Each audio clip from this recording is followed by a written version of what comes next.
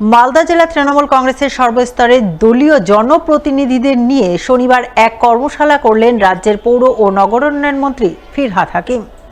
এদিন এই কর্মশালা অনুষ্ঠিত হয় মালদা শহরের দুর্গা কিঙ্কর সদনে। কর্মশালায় মন্ত্রী ফিরহাদ হাকিম ছাড়াও উপস্থিত ছিলেন রাজ্যের অপর দুই মন্ত্রী সাবিনা ইয়াসমিন ও তাজমুল হোসেন। এছাড়াও উপস্থিত ছিলেন তৃণমূলের রাজ্যসভার সাংসদ সাবিরুল ইসলাম, আইএনটিটিউসির রাজ্য সভাপতি ঋতব্রত ভট্টাচার্য, জেলা তৃণমূল সভাপতি আব্দুর রহিম বক্সি সহ আরো অনেকেই। এদিনের কর্মশালায় মালদার দলীয় বিধায়ক, জেলা পরিষদ, পঞ্চায়েত সমিতি এবং গ্রাম পঞ্চায়েত স্তরের সমস্ত জনপ্রতিনিধিরা অংশগ্রহণ করেন। তারা কিভাবে জেলার বন্যা পরিস্থিতি মোকাবিলায় কাজ করবেন তার রূপরেখা তৈরি করে দেন মন্ত্রী ফিরহাদ হাকিম।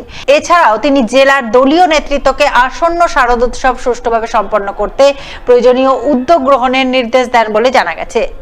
আমাদের যে দলীয় মালদা জেলার সমস্ত জনপ্রতিনিধিরা আছেন, গ্রাম পঞ্চায়েত সদস্য থেকে শুরু করে পঞ্চায়েত সমিতি, জেলা পরিষদ, আমাদের কাউন্সিলর, এমএলএ, এমপি, সবাইকে নিয়ে জনপ্রতিনিধি কর্মশালা আমরা একটা করছি। আমাদের বন্যা চলছে, সামনে পুজোর মাস, এই পুজোর মাস এবং বন্যা একসাথে আমাদের এখানে দেখা দিয়েছে।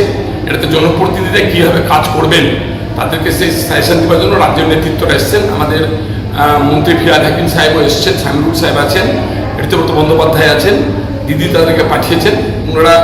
আমরা এখানে কীভাবে কাজ করব, জনপ্রতিনিধিরা দলীয়ভাবে কীভাবে আরও বেশি করে মানুষের কাছে পৌঁছে মানুষ যাতে কোনো অসুবিধার মধ্যে না পড়ে সুন্দরভাবে পূজা করতে পারে এবং বন্যা থেকে মানুষ নিস্তার পায় এবং ত্রাণ পায়, সেটা দেখার জন্য আজকে সভা অনুষ্ঠিত হচ্ছে। দলিত সম্প্রদায়ের মানুষের সার্বিক উন্নয়নের লক্ষ্যে দলিত বন্ধু বোর্ড গঠন করেছেন মুখ্যমন্ত্রী মমতা বন্দ্যোপাধ্যায়। সেই বোর্ডেরই চেয়ারম্যান প্রদীপ বাসফর মালদায় এলেন শনিবার। মালদায় এসে জেলা পরিষদের গেস্ট হাউসে বৈঠক করলেন উত্তরবঙ্গের 8টি জেলার দলিত বন্ধু সাফাই কর্মীদের প্রতিনিধিদের সঙ্গে। বৈঠকে অংশ নিয়ে পশ্চিমবঙ্গ রাজ্য সরকারের দলিত বন্ধু বোর্ডের চেয়ারম্যানের নিকট সাফাই কর্মীদের বিভিন্ন দাবি দেওয়া তুলে ধরলেন north Bengal Basfore and Harijan welfare অ্যাসোসিয়েশনের মালদা জেলা সভাপতি লব কুমার মল্লিক।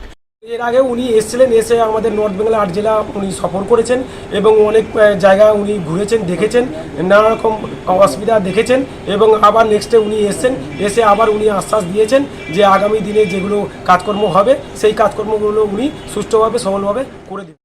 এদিন বৈঠক শেষে দলিত বন্ধু বোর্ডের চেয়ারম্যান প্রদীপ বাসফোর সংবাদ মাধ্যমের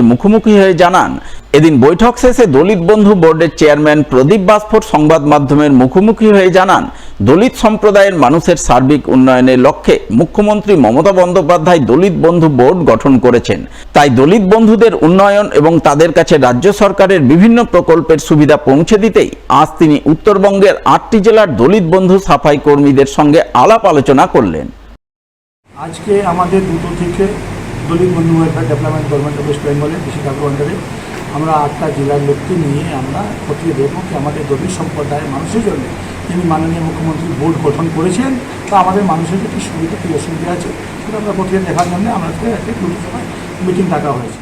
মালদা মার্চেন্ট চেম্বার অব কমার্সের 69তম বার্ষিক সাধারণ সভা হয়ে গেল শনিবার।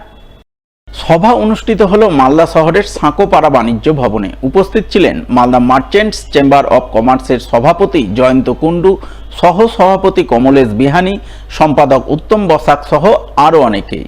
তারা সকলে মিলে প্রদীপ প্রজ্বলনের মাধ্যমে বার্ষিক সাধারণ সভার সূচনা করেন। সূচনার পর ব্যবসায়ীদের বিভিন্ন সমস্যা, অভাব, অভিযোগ, দাবি দেওয়া নিয়ে আলোচনা চলে। সেই সঙ্গে মালদা মার্চেন্টস চেম্বার অব কমার্সের সাংগঠনিক নানান বিষয় আলোচনায় উঠে আসে বলে জানা গেছে। মার্চেন্ট চেম্বার অব কমার্সের আজকে 69তম বার্ষিক সাধারণ সভা। মালদা জেলার 184টি শাখা সংগঠন এবং তাদের প্রতিনিধি এবং মালদা জেলার লাইফ মেম্বার এবং অ্যানুয়াল মেম্বার সকলকে নিয়ে আজকে মিটিংয়ে আজকে উপস্থিত করা হয়েছে এবং আমাদের আজকে সেক্রেটারির রিপোর্ট পাস করা হবে, অ্যাকাউন্টস পাস করা হবে এবং অডিটর নিয়োগ হবে। সব মিলিয়ে আমরা চেষ্টা করছি যে আমাদের আজকে বার্ষিক সাধারণ সভা সমস্ত দিক দিয়ে যেন সুন্দর হয়, সেটার জন্য আমরা চেষ্টা করছি।